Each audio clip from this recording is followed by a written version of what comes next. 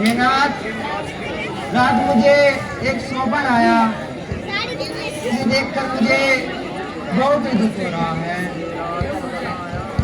हे नाथ, रात सपन आया, मुनि ब्रजलाल जी आते हैं, साथ में गुरुजन और अनगिनत सेना लाते हैं। हे भाई लक्ष्मण, कहिए भ्राता जी। रात को सीता ने एक स्वप्न देखा कि भरतलाल जी परिवार सहित इधर ही आ रहे हैं, परंतु हे भाई ये जंगली मृग, ये जंगली जीव घबरा कर इधर ही आ रहे हैं। ये जो उत्तर की ओर धूल चढ़कर गगन में छाई है, सीता का स्वप्न सत्य हुआ, ये बात समझ में आई है। हे भाई, क्षमा करना, मैं आपकी आज्ञा के बिना बोल रहा हूँ। भरत को राज्य का बड़ा अभिमान हो गया है, इसलिए वह सेना लेकर यहाँ आ रहा है। हे भाई सिगर, आज्ञा दो, भाई को समझूंगा मैं। अन्याय न्याय पर चढ़ता है, ये कैसे होने दूंगा मैं। वैसे ही हृदय दो रहा, मंजली माँ के करतूतों से क्या दुख है राज छूटने का, पूछे कोई राजपूतों से। इस पर भी संतुष्ट नहीं, सेना ले लड़ने आता है, असहाय समर वन में हमको घेरने पकड़ने आता है। यह नहीं जानता है कायल, कुछ जीवन है निर्धन में भी। यदि एक बड़ा है घर में तो एक बड़ा है घर में भी। हे नाथ, रोकते रहे सदा, पर आज रोकना नहीं मुझे। सौगंध आपको है मेरी, इस समय टोकना नहीं मुझे। यदि पुत्र सुमित्रा कहूँ तो गाँव उसका मिटा दूंगा। श्री राम दुहाई पृथ्वी पर अक्षण में उसे सुला दूंगा। ये भाई भरत को यदि वर्मा, यदि और महेश की भी पदवी मिल जाए तो भी उसे राज्य का मोह नहीं हो सकता। भाई कैसा भाई? भाई था तब निर्मल था, है आस्तीन का साबाज, कभी भुजाओ काबल था। उससे कुछ बैर नहीं अपना, झगड़ा है बुरे विचारों का। किस वाले दांत तोड़ दे तो कुछ खोप नहीं पुकारों का। सेवक का तो धर्म है तत्पर रहना सेवा में, स्वामी पर संकट आए तो न्यौछावर होना सेवा में। हे भाई थोड़ा सोच कर कार्य करो। फिर ये भी माना बदल गया, चाहता निभाना मेल नहीं, उससे या उसकी सेना से जय पाना कोई खेल नहीं। तुम अकेले एक धनवा तुम पर कैसे सम्मुख सकते हो, इतने दल वाले राजा से रण में कब तक लड़ सकते हो। हे प्रभु सुनिए, जब तक भरत था धनवान तब तक हराना सकते थे। मैं तो क्या 100 लक्ष्मण भी उसे डराना सकते थे, पर वो आज अधर्मी है, दल भी उसका अधर्म का है, इसलिए धर्म का एक बार उसका वध कर सकता है। बस समाधान हो गया ना, आज्ञा दो दिल मचल रहा, अपमानित क्षत्रिय का शोणित भीतर ही भीतर उड़ रहा। शंकर भी आकर सहाय करे तो शंकर ही की साक्षी है, रण में उसको मारूंगा जो रामचंद्र का वैरी है। या तो यह बाण शत्रु का संहार बाण हो जाएगा, या आज आपकी सेवा में बलिदान प्राण हो जाएगा।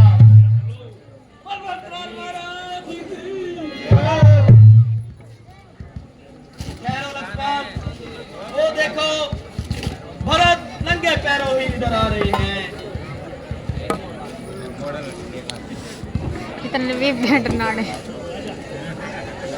रक्षा हे नाथ, मेरी रक्षा करो। दुखी मन और दुखी हृदय को अब तो कृपा करो स्वामी, चरणों में दास पड़ा है, अब मेरी रक्षा करो स्वामी।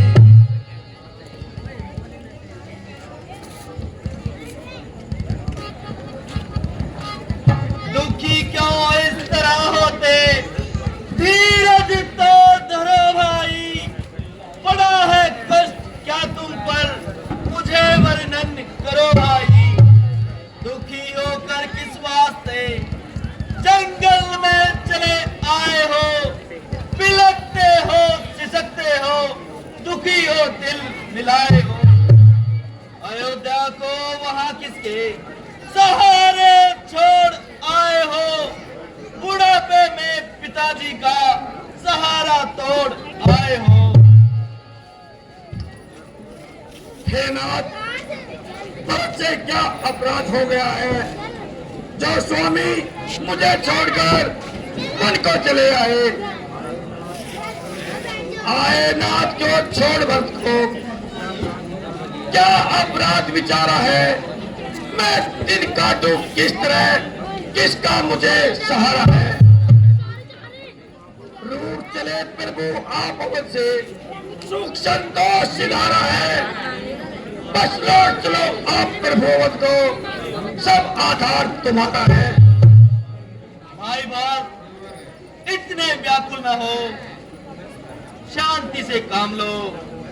क्या कर्मों की गति डाले से भी टलती है, इसलिए छोड़ा अवध को, पहुंचा कौन कलेश, राजपाट को छोड़कर क्यों आए परदेश। हालत क्या है आपकी, कहो मुनासिब हाल, राजपाट को भरत जी आए किसे संभाल। हे रघुराय जी, जब से आप अयोध्या छोड़कर आए हैं, नगरी का बुरा हाल है, मुझे तो बहुत ही मलाल है।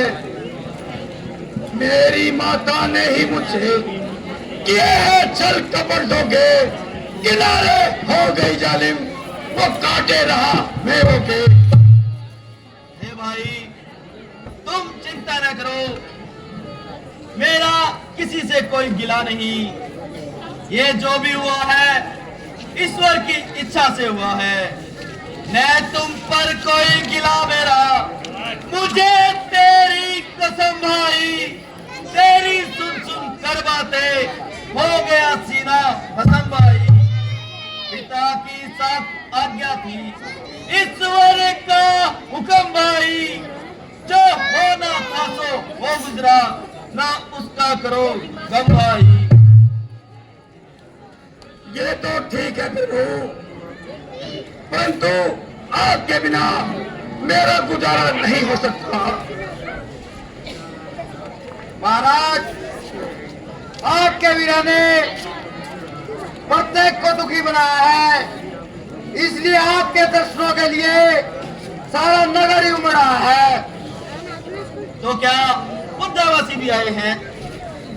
हाँ भगवान, प्रजावासी नहीं, माताएं तथा गुरुजी भी साथ आए हैं। ओह भाग्य, चलो पहले उन्हीं के दर्शन पाए।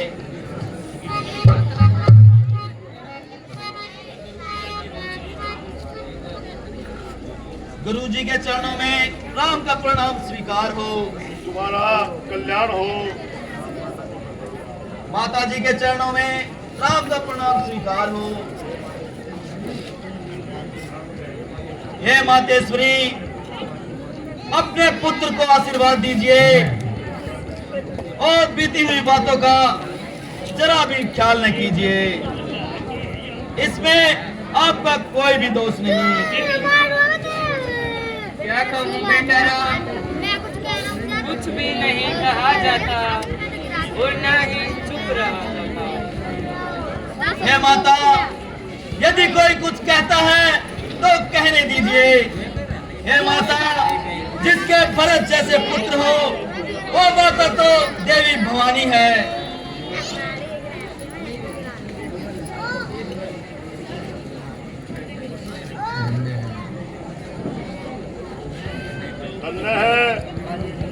कार्य लीनोगे, ये विचारों का दौर संसार के इतिहास में कहीं नहीं मिलता। इन्हीं शुभ भावनाओं के कारण भारत को देवभूमि कहा जाता है। माता जी के चरणों में राम का प्रणाम स्वीकार हो। खुश रहो बेटा। आज ये दोबारा से चांद से मुखड़े देखे, परंतु शौक है अंत समय में भी वे तुम्हारे दर्शन न कर सके। माता जी, ये आप क्या कह रही हैं? हाँ बेटा, तुम्हारे सिर पर पिता का साया नहीं रहा। आह, परमात्मा, ये तूने क्या कर दिया?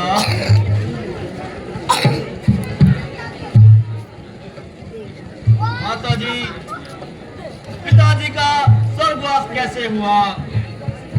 बेटा, तुम यहाँ वनों को चले आए, उधर उन्होंने प्राण गवाए। माता जी, क्या भरत जी आ गए थे? नहीं बेटा, उनको भी बाद में ही बुलाया गया था। आह, परमात्मा, तेरी माया 4 पुत्रों के होते हुए भी अंत समय में एक भी पास न पाया। आह पिताजी, आप सदा के लिए हमसे मुंह मोड़ गए। आखिर हमें किसके सहारे छोड़ गए? हे भगवान, आप हम पर इतने क्यों रूठ गए जो वन में भी सुख का सांस न लेने दिया। बेटा लक्ष्मण, विलाप करने से व्यक्ति की आत्मा को कष्ट पहुंचता है। गुरुदेव, आपका उपदेश कल्याणकारी है, परंतु इतनी प्रार्थना मेरी भी स्वीकार करो। इन सब को लेकर अयोध्या को लौट जाओ।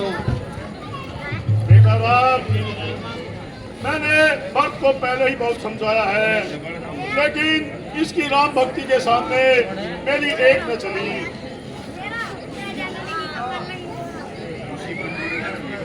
महाराजा जनक को राम का प्रणाम स्वीकार हो। बेटा, तुम्हारा कल्याण हो। तुमने इस जग में लीला धारा, ये लीला नहीं रचाई है। जग में सभी प्राणियों को जीवन की रीत सिखाई है। तुम पर इस रूप तुम्हारे पर सचमुच विजय आसक हुआ। अब तक था ये जनक, अब तुम्हारा वक्त हुआ। मैं सबसे हाथ जोड़कर विनती करता हूँ, यदि आप मुझे आज्ञा दें तो मैं अपनी विनती श्री रघुराज जी से कहूँ। बेटा भरत, तुम जो भी कहना चाहते हो निसंकोच कह सकते हो। हे भाई, आपका छोटा भाई आपकी शरण आया है। आप माता जी की करतूतों पर मत जाइए। माता जी ने जो अन्याय किया है वह पाप उसे खाए जा रहा है। अब आप इनकी काली मत हो सकते हैं। प्रभु, मेरी आपसे विनती है, सीता मां सुमित्रा सहित युवराज अवध का राज करें। भरत और शत्रुघ्न बदले में वन में रहने का काज करें। जैसे भी हो लोगों, इतनी है एक भिखारी की ठाकुर जी के मंदिर तक होती है तो हे भाई भरत, माता की और भावना मेरी अति ही प्यारी है, लेकिन इससे भी अधिक नाम माता का शुद्ध पुजारी है। इनके वन जाने की आज्ञा उन्नति का पद लाती है। संग्रह से त्याग कहीं ऊंचा, ये मां मंत्र सिखलाती है।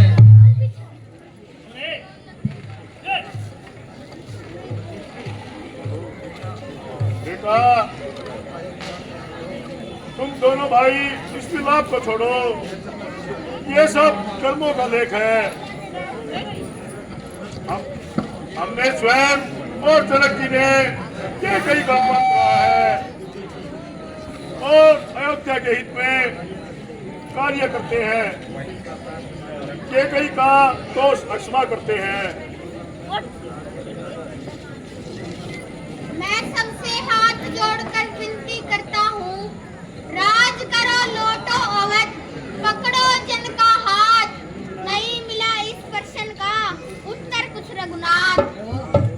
हे भाई, मैं आप सबसे प्रार्थना करता हूँ, एक बार जो निश्चय कर उस निश्चय से टलता है, उसका टलना चलता है, या तन की दुर्बलता है। वनवास हमारे लिए एक अच्छा पद दिखलाता है राज क्या इसके आगे, ये मार्ग बड़ा सुख लाता है। हे भ्राता जी, मेरी भी सुनिए। बड़े भ्राता के होते हुए छोटा न राज कर सकता है, यदि करता है तो अधर्म है, धर्मज्ञों की आज्ञा है। जब बात धर्म अधर्म की है तो धर्मशील क्या कर्म करे, है भाई आज्ञा देते हो कि भाई भक्त अधर्म करे। हे भाई, मैं कभी किसी को ये आज्ञा नहीं दूंगा कि वो अधर्म करे। मैं कभी ना दूंगा ये आज्ञा तुम पाप का नीति अधर्म करो। उद्देश्य यही होगा हमारा, तुम पुण्यशील सत्कर्म करो। पर भरत पितामह की आज्ञा ये भी तो धर्म कहता है, ये आज्ञा टाली जाए तो भी अधर्म कहता है। हे भ्राता जी, यदि आप मुझे अधर्म के लिए नहीं कहते तो आप अवध को लौट चले। तुम ही हो आसरा मेरा, तुम ही बंधु सखा मेरे, तुम ही स्वामी गुरु मेरे, तुम ही माता पिता मेरे। अधिक तुमसे नैतिक में कोई और प्यारा है, तुम्हारे बिना अयोध्या का नहीं मेरा गुजारा है। भैया भारत, तुम तो धर्म और नीति को जानने वाले हो, मेरी अपनी और प्रजा की भलाई चाहने वाले हो। फिर यदि अयोध्या में पहुंचकर प्रजा का पालन नहीं करोगे तो मुझे शांति और प्रजा को सुख कैसे दोगे। इसलिए हे तात, अपने मन को समझाओ और अयोध्या लौट जाओ। बैठ जाओ। यही आज्ञा पिता की है, यही है साधना अपनी, इसी में हित तुम्हारा है, यही है धार ना मेरी। वचन मेरा पितु आज्ञा, पर अपना निभाओ तुम, करो मत देर अब भैया, अवध को लौट जाओ तुम। हे नाथ, आप तो खोटों पर भी त्याग करने वाले हैं, बुराई के बदले भलाई चाहने वाले हैं। फिर मेरा अपराध क्षमा क्यों नहीं हो सकता? भरत, राम अपने मार्ग से कदापि हटने वाले नहीं है। धर्म पर रहना ही वीर पुरुषों का काम है। इसलिए इनकी आज्ञा का पालन करो और अवध को लौट चलो।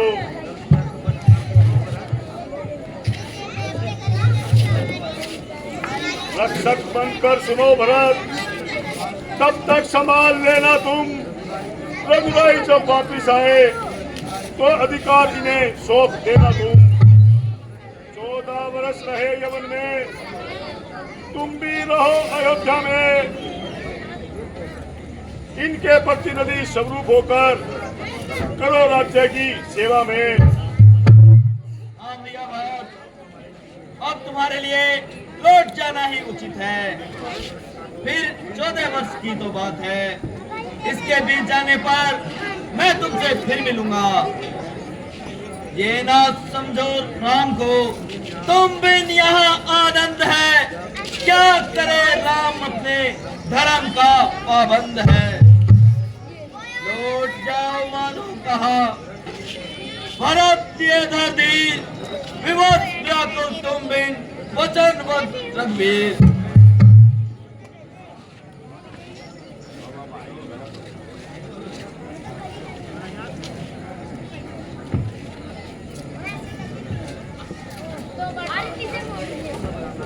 अच्छा भ्राता जी, आपकी और गुरुदेव जी की यही इच्छा है तो मैं विवश हूँ।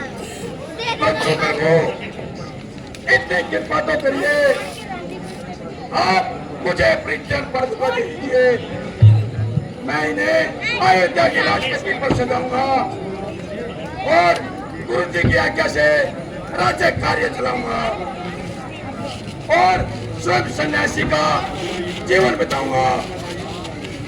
राम के अनुराग में भरत सन्यासी बने, पास नगरी में हो किंतु वनवासी बने।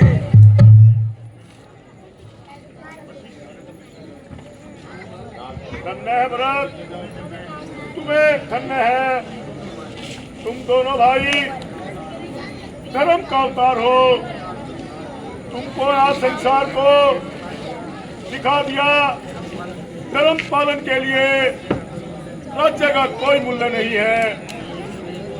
एक वे होते हैं जो कट मर जाते राज पर, एक ये दोनों है जो ठोकर लगाते राज पर। ठीक है भैया भार, आप मेरी खड़ाऊ ले जाइए।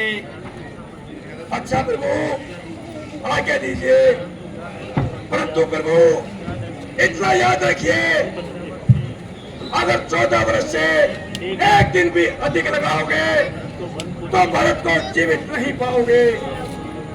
तुम निश्चिंत रहो, मैं वादा करता हूँ कि 14 वर्ष से भी एक दिन भी अधिक नहीं लगाऊंगा। बोल बरकलाल महाराज की जय।